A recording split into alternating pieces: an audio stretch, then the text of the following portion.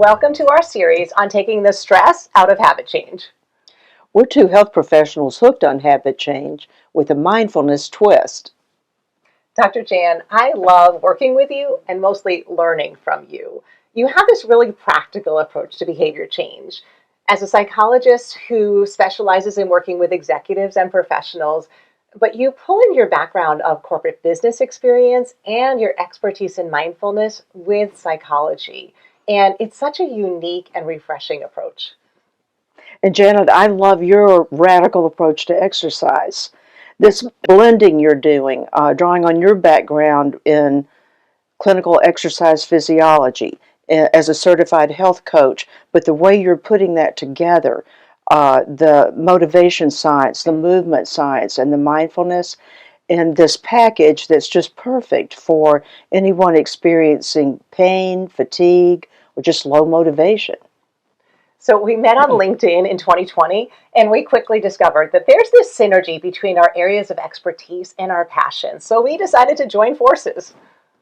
And we're so excited to share with you the fruits of this collaboration of how to take the stress out of habit change and make it stick.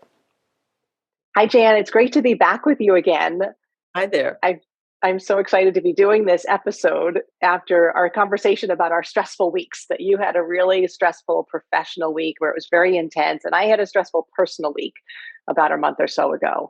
And our conversation about how we came through that, just talking as friends and colleagues, really, I think we both realized that there's a lot of stuff in there that we want to share. So I'm excited to Yeah. do this episode that just kind of came out of our stressful weeks. As we get better about taking the stress out of habit change, Yeah. then when we do get stressed, it's we somehow get through it a little better Yeah. and get back on track a little faster. Yeah. Yeah. And I think we both learned those habits really help us. So, Yeah. yeah. So why don't we start with your professional stressful week and Okay. Yeah. and kind of debrief that a little bit. So I always like to start with where you're at right now. Like, what is left over when Yeah. you think about that stressful week? What are you noticing mentally, physically, emotionally, spiritually as you think about that week, now in this moment? Yeah. I'd say top of mind for me is how thankful I am that I have these small moments many times Mm. practices in place enough that they do kick in for me at certain points, and also in the ways in which I wasn't able to do it, but I'm so aware of the potential Mm. for it to help me even more as I move forward, if that makes Wow. sense. Yes, it does. It sounds like you really learned a lot from that week, not Yeah, only just got through it. yeah. Let's dive into that. Like, what went well? What do you feel the best about when you look back at that week with those small moments many times and that approach? Yeah.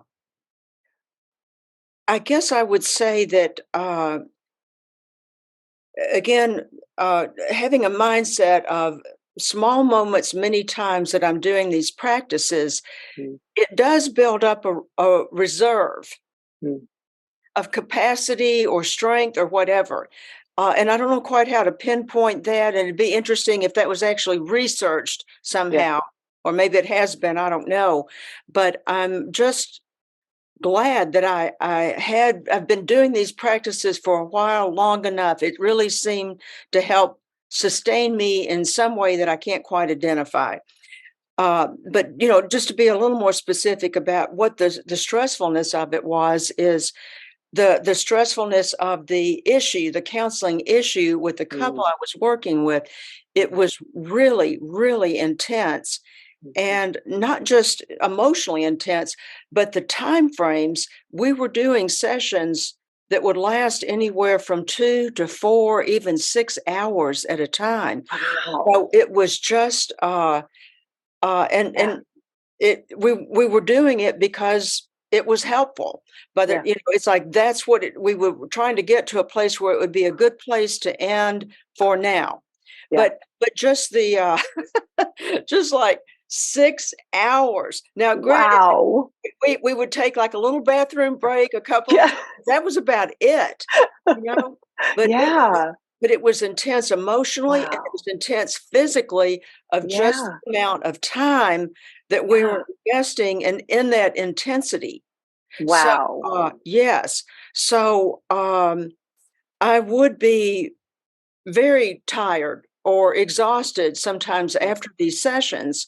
So, when you get taken over by something like that, you're not mindful. You're Right. just in it.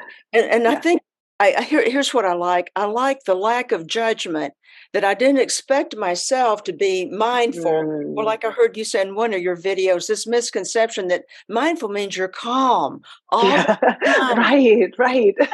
you know, or just something, Unflappable. that's Yeah. yeah, that's just, Yeah. beyond, what other humans experience that I would get totally immersed in that, and then it Yeah. would be over, and Yeah. I would kind of regroup Yeah. and then refresh and then move back in. But I didn't expect myself to be totally mindful Yeah. or aware during Yeah. that. And I think that's more real world or more what most of us.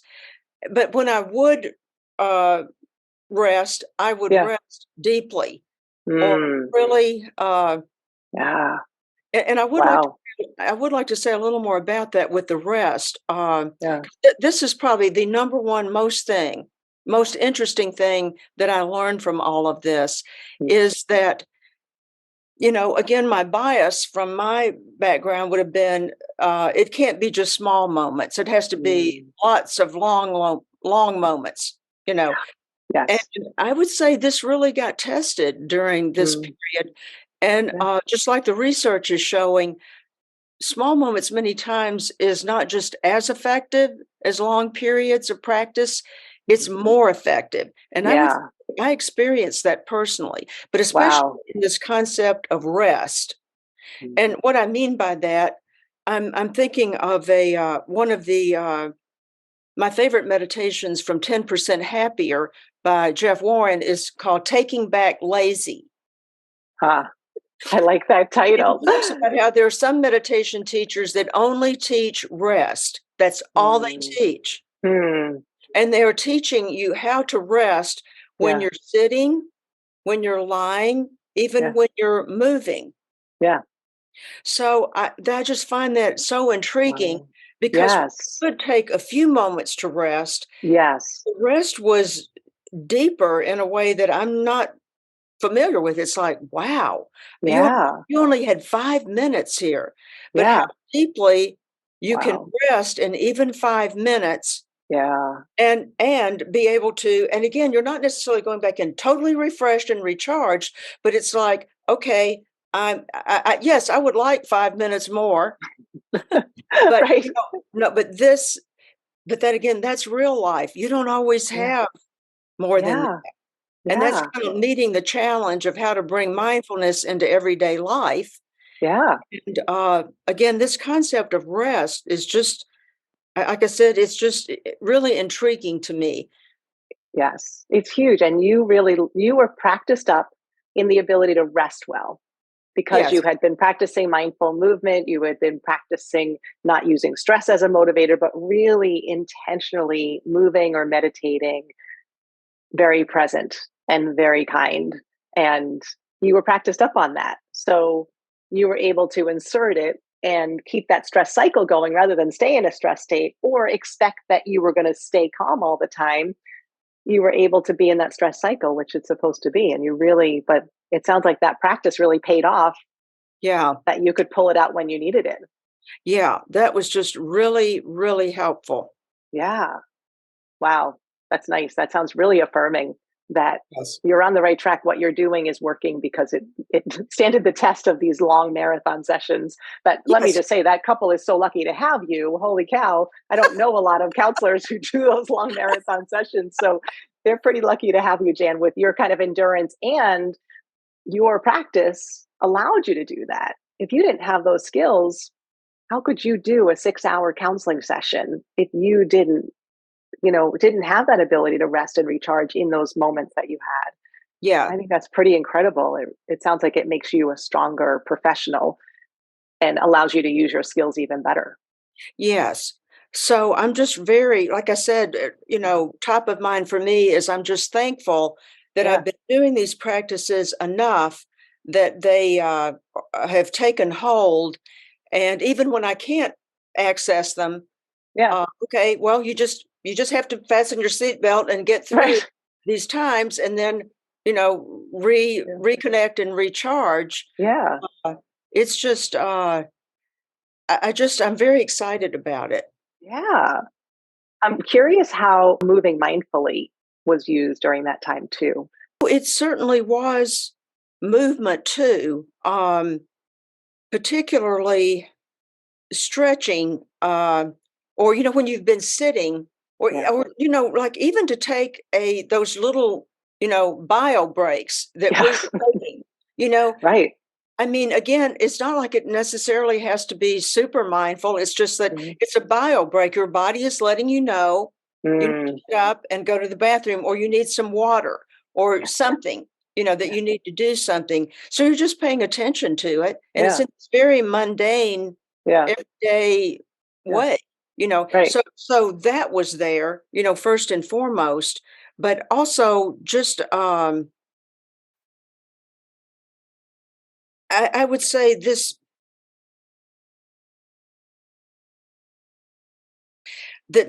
ability to pause, Mm, like I'm doing even right now, just to yeah. pause for Yeah. a moment.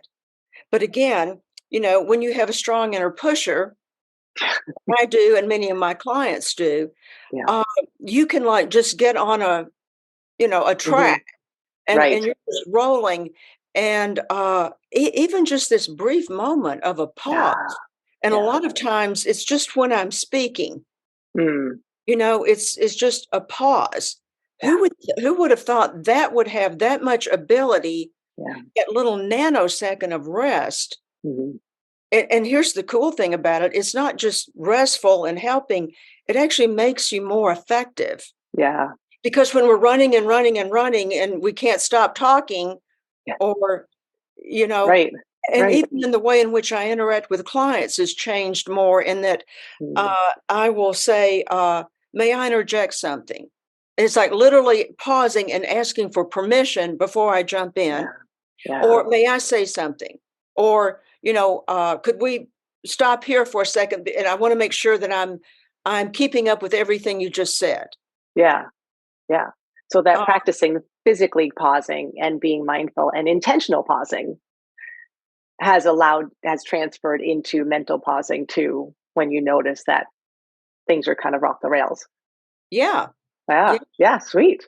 So I definitely feel it making me more effective, and more respectful of my Yeah. clients. It's like asking to interject, Mm, and being able to pause and, "Am I getting this right? Here's what I yeah. think I heard, you saying. Did I get that right?" Nice. Uh, that makes you more effective. Yeah. Sounds like this week was really uh, very informative for you. I'm wondering how you want to kind of package that and how you're using it moving forward or how you want to use that Yeah, moving forward. yeah.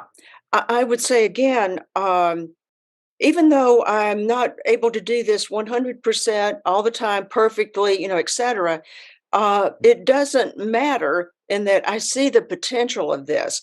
I see how much this is helping me. Mm, And it's just like, okay, it's reinforcing. yeah. Like your brain picks up on that. It's like, Yeah. oh, this is good. This feels Yeah. good. This is cool. Yeah. That automatically makes you want to continue to practice it, to delve into it, Mm, to embody it even more, because yeah. you can see how much it will help the next time. Yeah. Yeah. You've been Yeah, really aware of your body and what it's telling you in everything you're doing. And that mindfulness is not just up here, it's very much embodied. And yeah, that's allowing you to develop these habits because that's where habits form is to be very yes, aware of what your body is telling you about how this is working. yeah, yeah. Yeah. Yeah. So again, I'm just excited about this in retrospect, and looking Mm, forward to how I've already got some things in place, and it's just a matter of continuing to cultivate them. yeah. Well, congratulations on Yeah.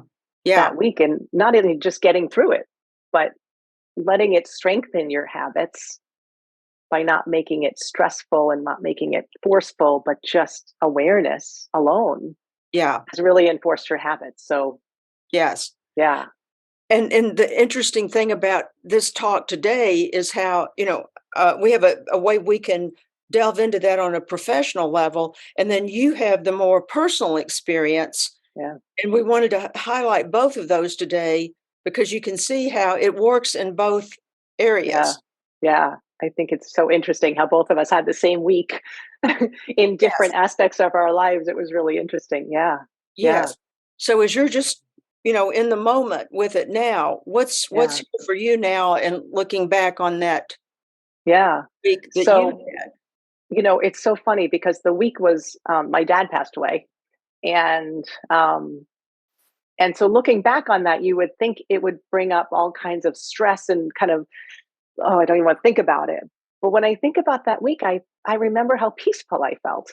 And it still amazes me when I think about that week. It really felt peaceful. And um, it's nice to think about that. It's nice to have that memory Mhm. of that major event in my life and being able to look back on it. And I think, like you said, gratitude. I think gratitude was the huge piece of that. But I was grateful to be able to be there. I was grateful to have the time. I was able to focus on what I was grateful for there. And I think that created that undertone of peace. Um, but yeah, just thinking of it and feeling peaceful is such a gift to have Yeah. that memory of peace. Yeah. And my dad had Alzheimer's for 10 years. And so it was a gradual goodbye. Mhm. It was the long goodbye. Mhm. And it made me really appreciate the gift of memory. Yeah. So that looking back, he was very zen because he didn't have any memory of anything else going on. So he was always in the moment. He was always very mindful and present. Yes. And that was pretty cool to be part of, to be in the moment with him. That was kind of a lesson in mindfulness in and of itself. But it made me realize that how valuable memories are, especially those ones that bring up feelings of peace or joy, Yes. how valuable those are because you can recall those. So yeah, Yes. yeah. Yes. And then can you is there anything specific you can share about what was helpful? What went well Yeah. during that week? Yeah. As I look back, I realized I have in my regular life, I kind of have habits that I do that um, keep me grounded. The routine piece of it keeps me grounded in things that I do that make me happy and feel good. And I realized after day one or two that I had naturally found my way to develop a routine while I was there at my parents' house for a week. Okay. And in the busyness of it all, I would get up and I took my yoga mat out. Luckily, I had it in my car already. And I would just do a little bit of yoga and I listened to one of my favorite meditations as I was doing it, the mountain meditation. It's one of my favorites. And I listened to that as I did yoga. So the combination of that real grounding meditation and movement. And Mhm. it was 10 minutes long. So Yeah. I knew I could fit it in. I knew I could do it before anyone else got up. And I made sure I added those elements that I know and make me feel better being outside. So I go out on the porch where I could Mhm. see nature Mhm. and and having that ritual piece, having my tea in hand. I love having my tea in hand. It's very comforting for me. And those things that I've noticed that really, help me to be present. And so that's, I think that I was glad for the gift of routine. I was glad for the gift of knowing what routines ground me and then Yes. being able to transfer them into a Yes. different environment, a different place. I wasn't able to do all the things that I normally do, but I was able to pull in the key elements and plug them in into what I Yes. could fit in there, given the time, given the environment, given the resources that I had. And they worked. Yeah. And it wasn't because I was doing exactly what I normally do. It was because I added the elements that really internally make me feel grounded and present and Yeah. peaceful and gather up all of my strengths and Yeah. remind me of my strengths, and being able to do it in that 10-minute bout. I walked away off that mat as if I had exercised for 30 minutes, Right. and I felt great. And so I think I'm so grateful that I had the routine, that I knew what elements were important, the essential elements that I needed. Um, and that I gave myself the time to do it. And then like you, there were many moments through the day I'd slip into the bathroom and do some stretching, some mindful stretching. I would take a walk with my mom and just talk with her and be very present and Yeah. grateful for the time with her. And Yeah. I think my big takeaway from the week was that gratitude really changes everything. I kept coming back to gratitude. What am I grateful Hmm. for here? Yeah. And that really shifted my awareness to, oh, this is an opportunity. This is a chance. I can use this. And I think it changed everything. It really opened me up to not being caught up in the stress as much, Hmm. but to see where the opportunity for presence and depth were. Yeah. Yeah. To me, Yeah. So all those skills were there. Yeah. yeah.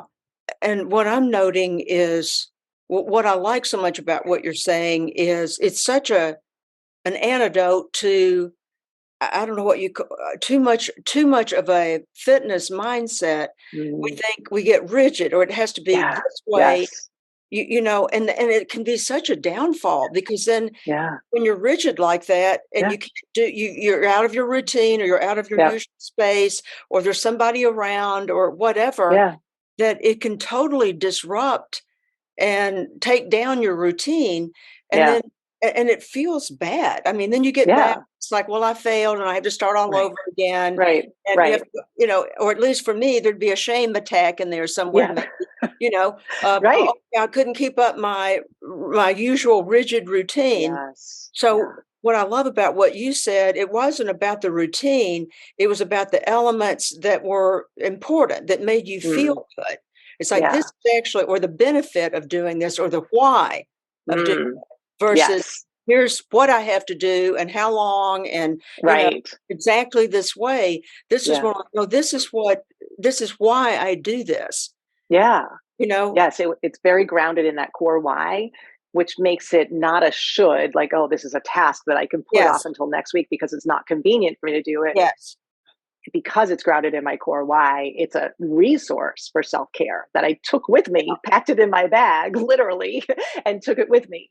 And, yes, and that, yeah, absolutely. It shifted that whole shifting the idea of fitness being something you do, to achieve to fitness being what it's supposed to be, which is its literal definition, which is having the skills and ability and the energy to do everyday life with energy left over to mhm, handle emergencies and have fun. That's yeah, the literal definition of fitness is yeah, can you do everyday life stuff? And do you have some energy left over so you can handle these stressors? And do you have energy left over to go have some fun? And yeah, that's what exercise is supposed to be is practice. And I think we yes, both kind of found this that we were practiced up, yes, and we got the fruits of our practice during these times. And yeah, not perfect. There's a lot of takeaways from yes. that, but yeah. Yeah, and I also love the word you mentioned, it's a resource, or I Mm, always like to think about, this whole concept in terms of energy management yeah. Yes. and how, Yeah. what Yeah. we're describing is a resource for energy management, Yes. exercise as a resource for energy management, or any Yeah. of these mindfulness practices. Right. Right. So just like me, looking forward to what next, or how do you Mhm. see this moving forward into the future for you? What you learned Yeah. in this week? That's such a good question. And it dovetails into that energy management that when I got home, I was exhausted. you know, Uh-huh. I had so much energy when I was there. And I think that it hitting that wall, and then I think a lot of people who experience grief experience that too. When the events are Yes. over and you get back to everyday life and you've got all these other things you've got to think about, that grief is still there taking energy from you. Yes. And recognizing that grief is there. And I was grateful that I was able to name it as grief and understand grief enough to say, yeah, I know that I've still got this ball of energy called grief that's Yeah. taking a lot of work in the background as I go back to my everyday life. And so I had to meet myself where I was and say, ooh, energy drop. Okay, now what? Yeah. Now, how can mindfulness and movement and self care, how can those be used for self care now? Okay, this is what I need now. And then able to again pull in those resources. What can I do and recover in that recovery phase So it to sounds kind of like get you had back? to give yourself more rest when you Yeah. get home. Yeah. And more self compassion when I got home, right? To say, okay, Yeah. yeah, this is a hard phase. Yeah. This Yeah. after phase. And some people experience it too. I know the second year for a lot of people in grief, is really hard. And so there's no timeline for that level of self compassion Yes. and recovery piece. And so always that mindfulness piece of saying, ooh, it's a low energy day. Ooh, it's a big grief day. Okay, what do I Yeah. need? What do you need now? And Yeah. I always say to my clients, like you would say to your kids, if they're having a tough day, all right, I'm sorry. What can I do to help you? And being able Yeah. to turn that in. And that's sometimes the hardest thing to do is, oh, I'm Yes. so sorry you're hurting. What do you need right now? You know? Yes. Yeah. And so that's, I think, going forward, I've learned a lot, and it just reinforced this sense of these key elements. I really appreciate those key elements, and now applying them to different situations, Yeah. in real Yeah. life. Yeah. And I love the way that we're kind of taking this series and making it big.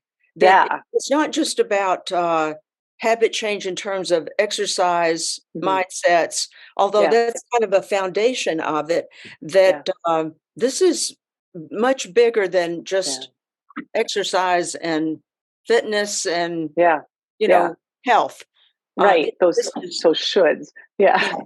yeah, yeah, Yeah. Yeah. I think this, for both of us, it sounds like it really, the rubber hit the road, and it was like, oh, that mindfulness piece in habit change is really a hinge point. It really made all the difference for both of us.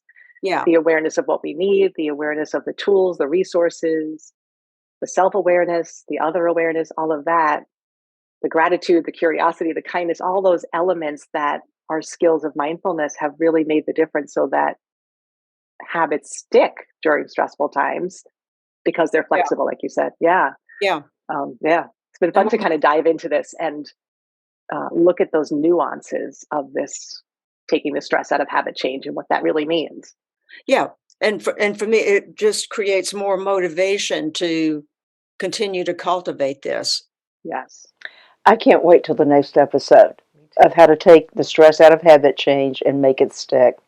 So use the links below to subscribe to our YouTube channels, and we'll see you on the next episode.